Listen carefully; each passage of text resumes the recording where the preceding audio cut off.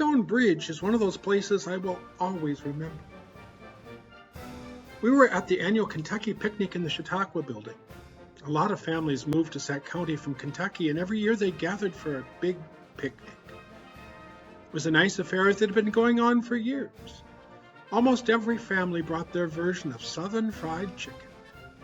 It was a disgrace to take any home because it meant people didn't like yours. As a 14-year-old boy, I ate a lot. My friends and I cleaned up every last drumstick, normally.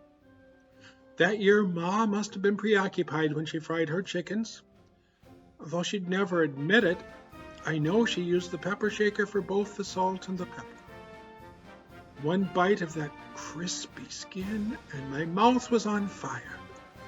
I spit it out and made a bit of a scene. No one would try her chicken after that, not even Dad, who would eat anything. To get me out of harm's way, Grandpa gave me a few coins and sent me outside. My friends and I were standing on this very bridge, watching the goldfish swim in the pond beneath it, and enjoying the time away from the old folks who did nothing but talk and complain about the heat and cold in Iowa. As we looked down, there were a lot of coins that people had tossed into the pond for good luck. Our neighbor's daughter was really cute, but she wouldn't give me the time of day. I decided to toss a coin into the pond, hoping that she would maybe smile at me. I reached into my pocket and absent-mindedly tossed the coin into the water below. As I looked down at its path, I realized it wasn't my lucky day. I'd just thrown my grandpa's $5 gold piece into the pond. The very gold piece that his dad had given him for a wedding present. I didn't know what to do.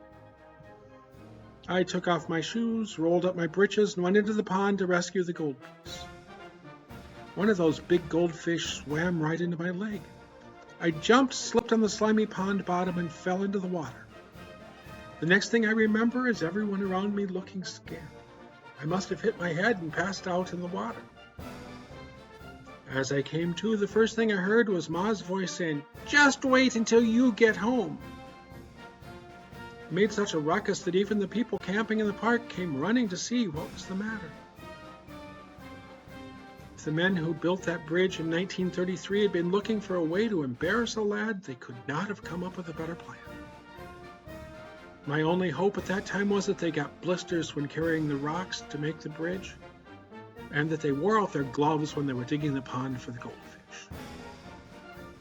At least the stone bridge lasted a lot longer than the wooden landscaping that rotted all too soon in the park that always seemed to flood. There was one bright spot that day. The neighbor girl actually talked to me. Yeah, the next year she gave me my first kiss on this very bridge. 50 years later, and we are still married. Maybe the men who built the bridge did know what they were doing after